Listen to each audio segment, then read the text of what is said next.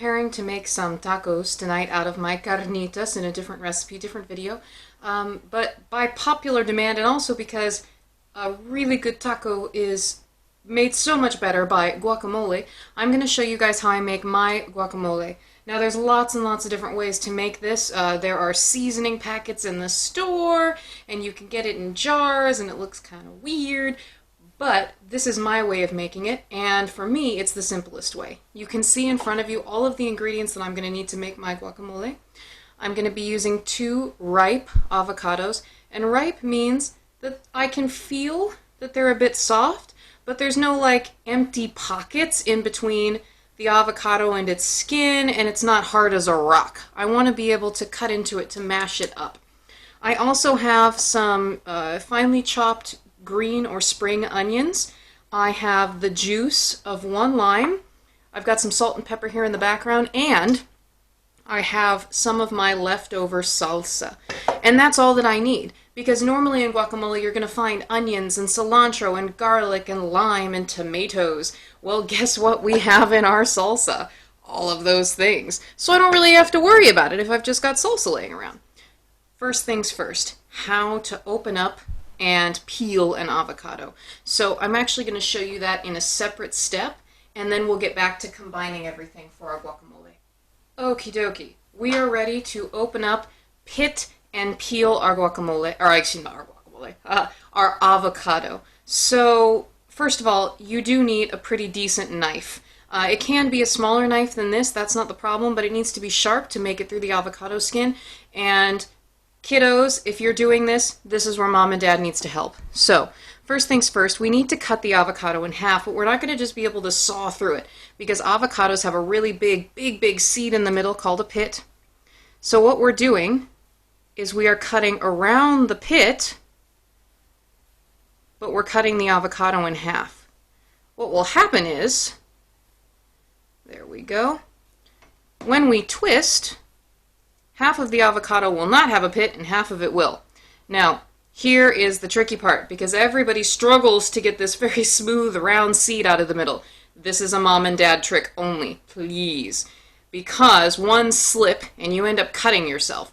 What we're going to do is we're going to try and get the knife stuck into this pit because it's hard like wood.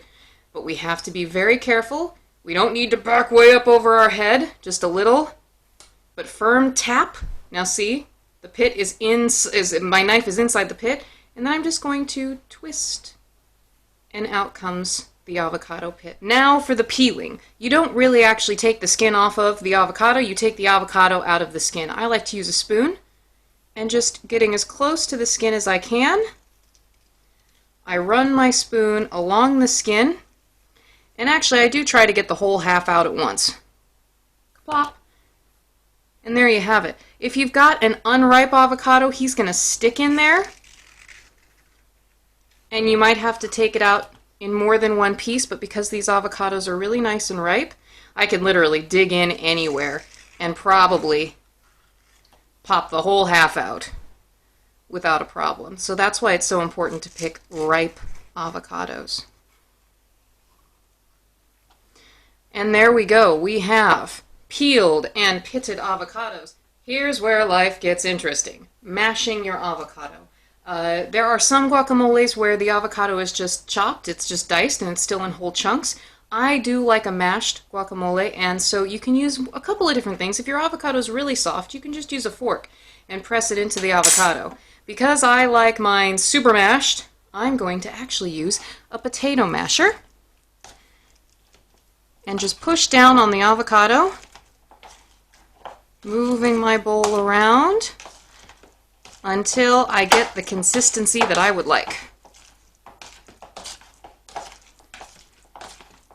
As you can see, it just didn't take that long. So, I am finished.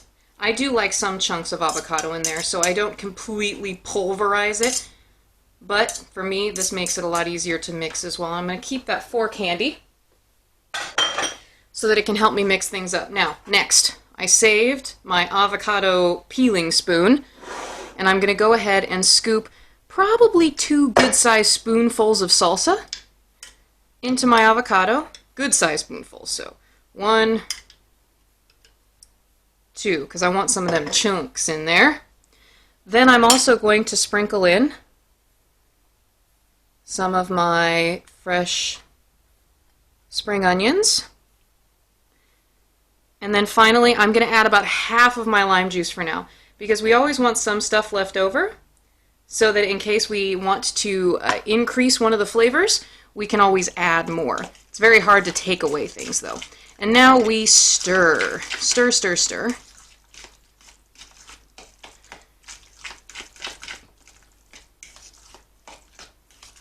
And we just get everything incorporated. Now remember, we haven't actually added salt or pepper yet.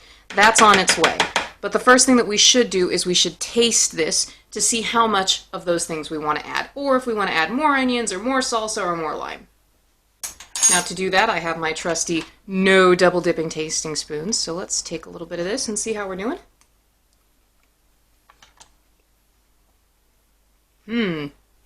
It needs more salsa, that's for sure.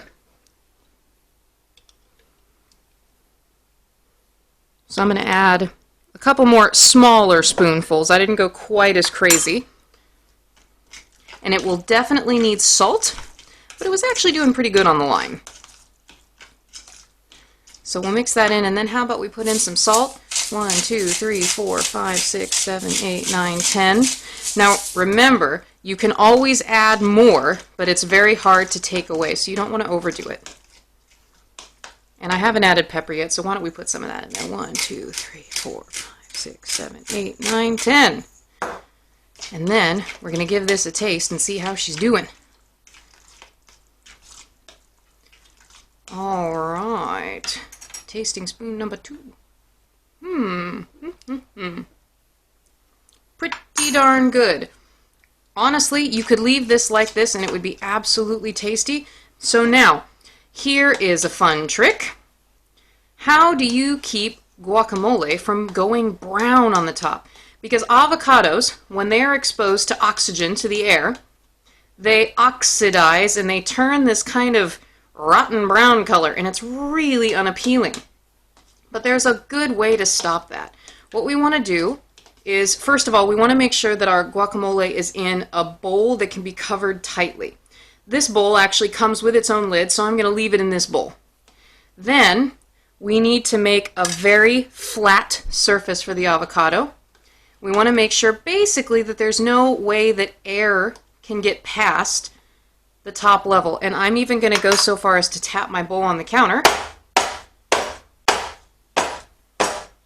And what that does is it brings up any air bubbles to the surface of the avocado so that it's not there. Now here's where things get a little weird, but trust me, I promise you, this will do really, really well in the refrigerator if you follow my steps. What I have here is some really, really cold water. I know, you're thinking, why do you want me to pour water on top of my avocado? Don't worry, I don't. I actually want you to pour water on top of clear film that we're going to place on top of the avocado. So we just need our clear plastic wrap. And the reason that we're doing this is because we are trying to keep every bit of air away from our guacamole. And as it turns out, a lot of companies that make this clear plastic film have made it what's called porous. And porous just means that there are teeny tiny little holes in it, and that lets oxygen get through, which is good for some foods, but it's actually really bad for avocado. It's not big enough holes that a ton of water will get through,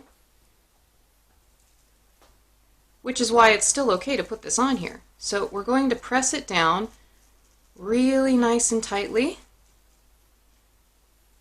against our avocado, and make sure that you've got clear film that goes all the way up the side, because you don't want water to leak past the film. So there we go. We've gotten that nice and flat, and then we're going to very gently pour about a centimeter of water on top of this. There we go. So now what we've done is we've created a protective barrier around our avocado that won't let any air get to the avocado, and will keep this nice and fresh for us until we're ready to eat it. So When you're ready, you simply take the bowl, dump the water out, take the plastic off, and enjoy.